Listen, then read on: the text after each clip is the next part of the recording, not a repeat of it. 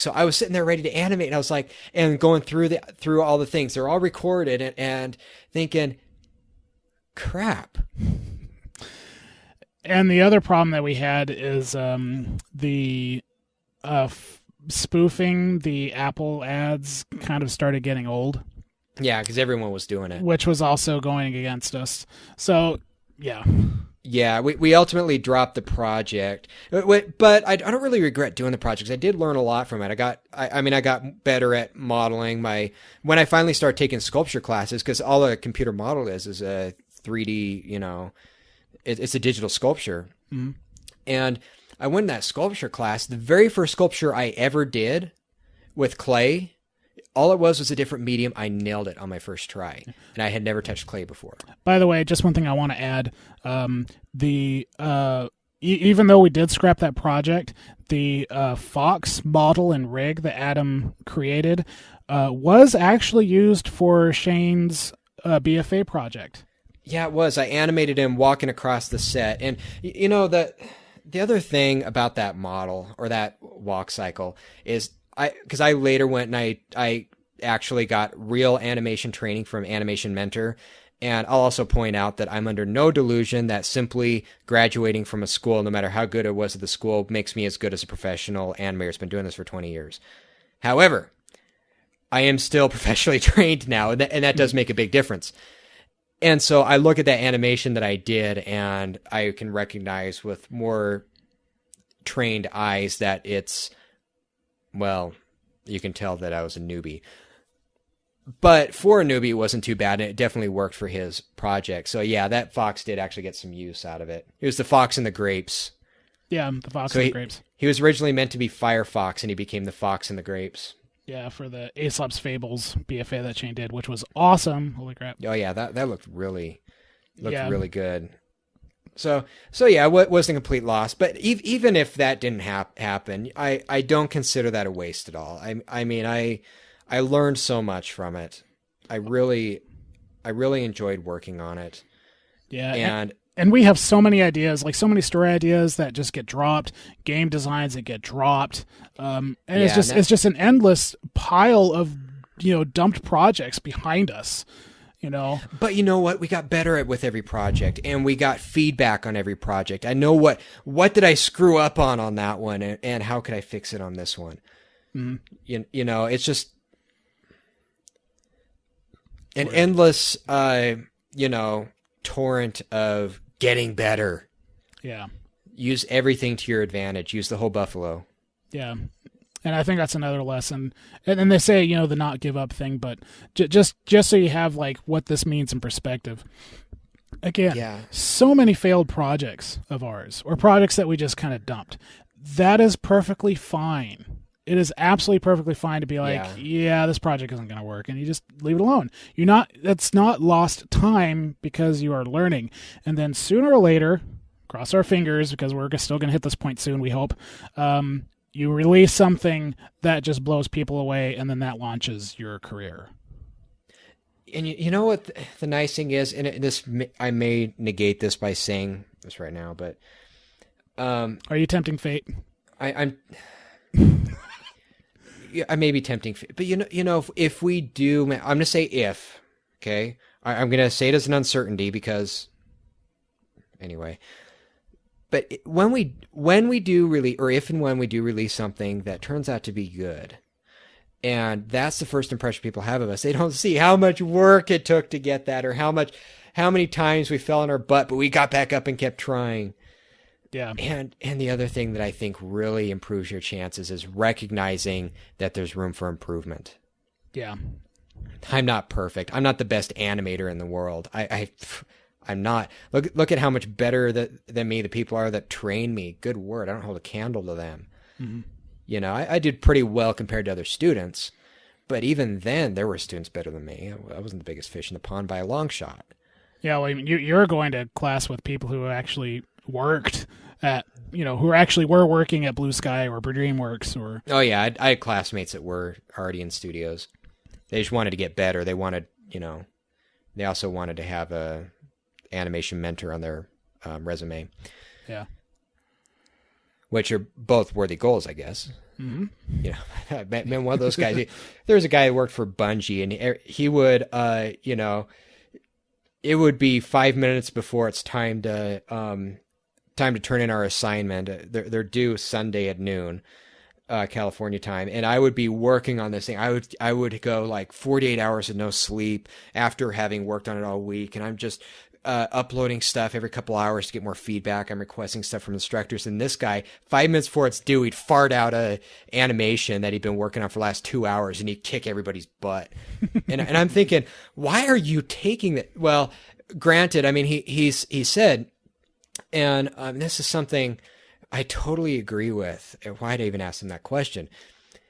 Why are you even taking this? Because I'm not good enough, because I'm not the best, because I will always have room to improve. There are always people out there better than me, and if they're willing to help me improve, I would be foolish to pass that up.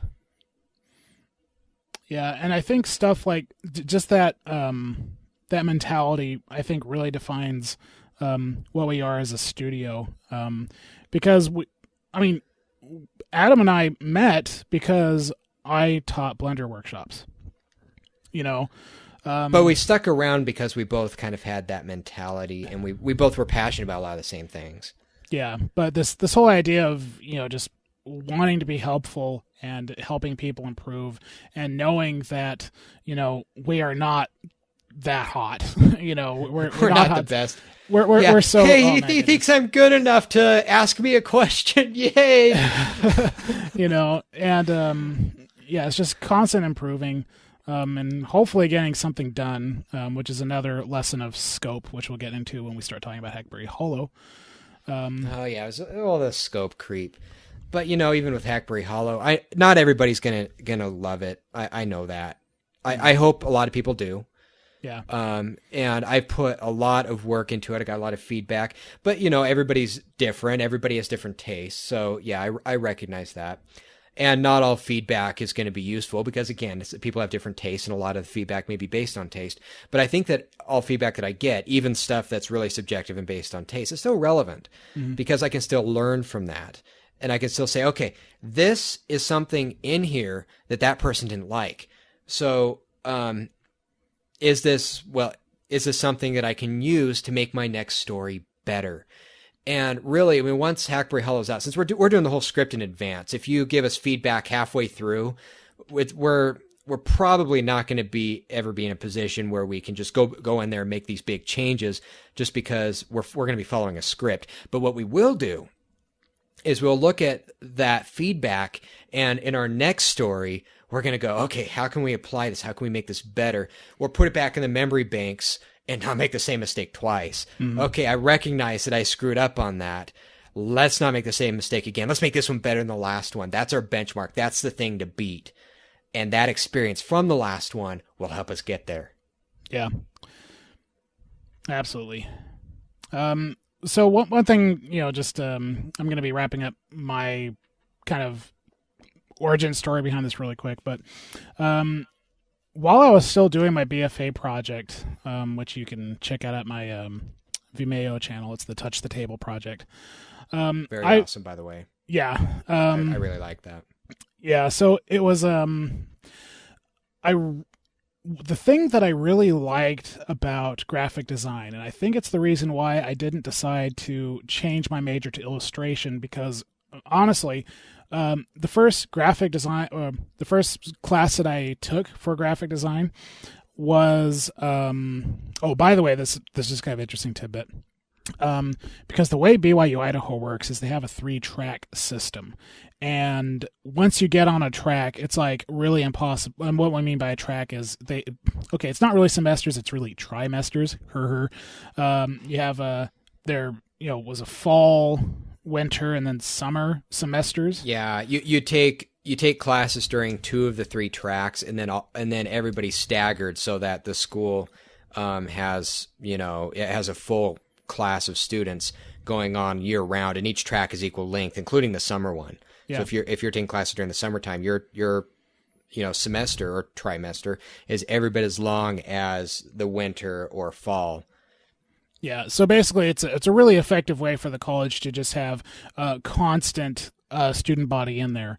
And I just happened to have been put on the let's see.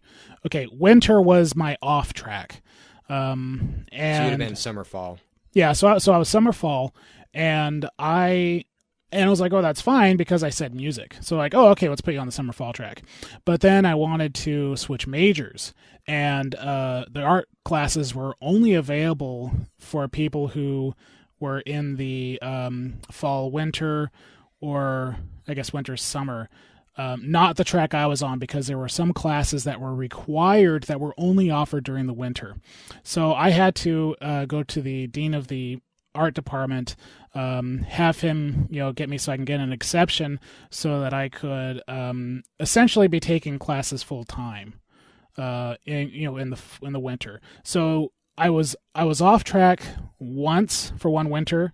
I think actually during that winter semester when I was off, I did write the To Those Learning 3D article, which people really liked. But the rest of my time was spent playing World of Warcraft, because it just came out. Yeah, I'm gonna flog you later for that. Yeah, which I don't think you actually you didn't meet me then. Yeah. So you can't flog me for stuff that you. Yeah. Oh, I still can. I suppose. I only played. If you deserve a good flogging, you will receive a flogging. Deserve and you shall receive. Yeah, I only played that game for like 3 months and then stopped. Thank goodness. But and that's another story, because he narrowly missed having his soul sucked away. When I realized what Blizzard was doing with that game, it's all right. Screw it. I'm going to go on a tangent. People, let me tell you something about World of Warcraft. It's insidious. It's a trick. Hail Satan! When you Penny Arcade, love you guys. When you first start playing the game, it's a casual game. You can just explore, you can do whatever. Then you start to level up and you have to go into contested territory. And then you have the Alliance, in my case, the evil people who are trying to kill you and prevented you from completing quests. So you had to gang together just so you could survive, so you could level up more, so you could play more without dying.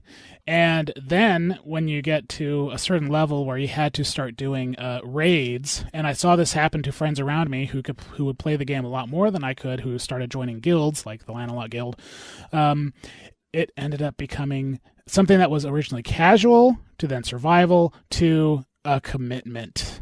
And I was like, oh boy, okay, I need to stop playing this. So I did. All right, so where was I? Yes, graphic design. The reason why I wanted to continue being a graphic design major instead of illustration, because after like the first class, I was like, oh wow, I actually do like this drawing stuff a lot better than manipulating photos and laying out type and yada yada yada. Although my motion design class was awesome. The thing that I liked most about graphic design was the process. This whole idea of it being research-driven. And the teams that you had to have in order to create a successful design project was multidisciplinary. You couldn't just have one designer do a project, or two designers do a project, or three designers to do a project. You would need to do something serious like product design or industrial design. You would need a designer, a psychologist, a engineer, and maybe a fine artist just for the heck of it. And that's actually what IDEO does. And I love IDEO. Everything that they do churns to gold. They're an awesome company.